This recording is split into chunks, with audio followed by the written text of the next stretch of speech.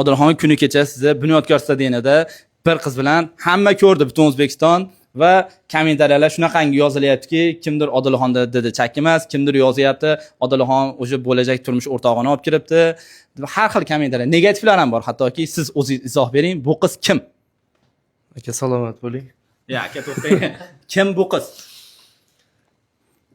Unaqa savollar, shaxsiy savollar berilmaydi-da, to'g'risi. Yo'q. Bo'y qachon deng, boshqa deng, u unaqa savol berilmaydi. Hamma uchun qiziqda. Bu qiz asli kim?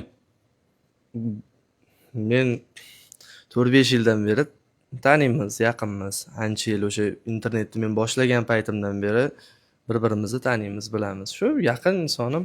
Qachondir shu qiz bilan to'y bo'lishi mumkinmi? Yaqinda bilib olasizlar. Sizlar bilganlaringcha fikrlaringizni izohlarga yozib qoldiringlar. Xo'p, Saturn bilan jang bo'lishi mumkinmi? Saturn ham sizga ko'p vizib tashagan-ku. Menimcha u bilan bo'y hali beri bo'lmasa kerak, sababi u urushmaydi menimcha. Chunki nima deydi? Oddiy misol keltiraman sizlarga ham, o'zingizlarga ham.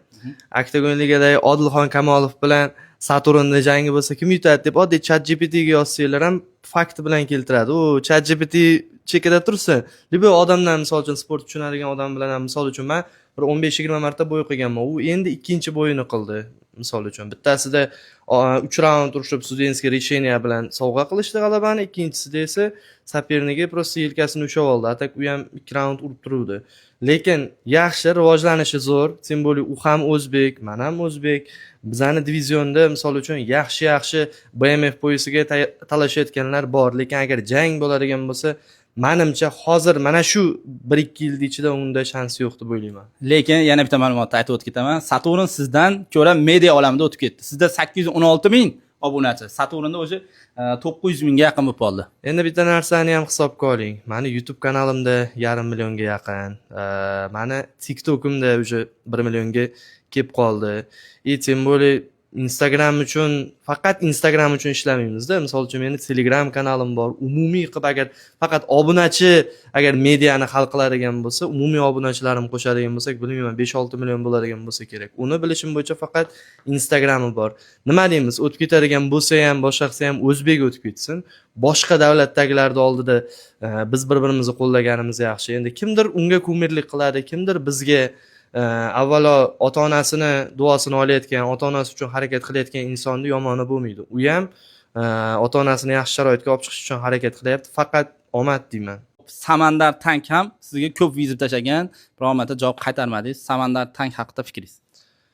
Jang bo'ladimi, bo'lmaydimi? Boshida u meni ham ismimni aytib, qanaqadir bir videolar qilib chiqqanda, "Davaychi" dedim, "Zalga keling" dedim, "Zalda hal qilamiz. U bir bo'y-mo'y qilish kerak emas" desam, o'sha gapni o'sha haligacha qayta video qiladi.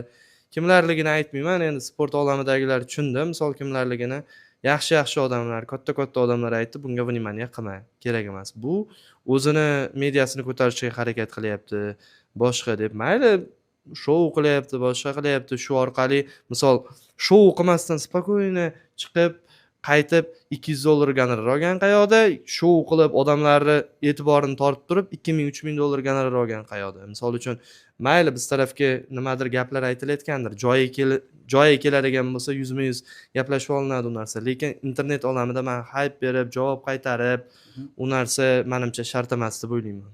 Xo'p, Qozog'istonda o'sha turklar bilan konflikt haqida fikringiz qanaqa bo'ldi? Hamma o'zida she'r deymizmi, lekin u she'r deshini qilgani yo'q. Sizga ochiqroq aytaman, misol men videoda aytishda yoki jangdan keyin mikrofonda aytishda xohlagandim bu narsani. UFCda Dricus du Plessis degani bor, uni qanaqaligini hamma biladi. Oktagonda esa bu bor. Misol uchun payg'ambarlarimiz aytganda, endi dinga aralashmas u, ayol kishining kiyimini kiygan bizdan emas degan. U esa ayol kishining kiyimini kiyib, pomadolar surtib, например, pul topyapti. Misol uchun undan ko'ra chiqmagan yaxshi deb o'ylayman, lutchi. Boshida men u tiqib qolganda, gaplashib turganda urib qolganda, nega unaqa bo'ldi deb siqildim. Birinchidan, erkak odam menimcha o'zini o'zi tiqib qolmaydi. Ikkinchidan, o'zini uyida o'zini ko'rsatdi. Aytganimda, ana du Plessisni bu kazakskiy, mana shu Oktagon ligadagi varianti. Odilxon Kamolovni oldinga qo'yilgan maqsadlari qanaqa? Maqsad oldin misol o'sha oldingi ligamda, misol nomini ham aytishni unchalik xohlamayapman. Oldingi ligamga qaytish ehtimoli juda ham kam, deylik 5% bo'lishi mumkin. Sababi men so'ragan gonorarni bersa qaytiladi.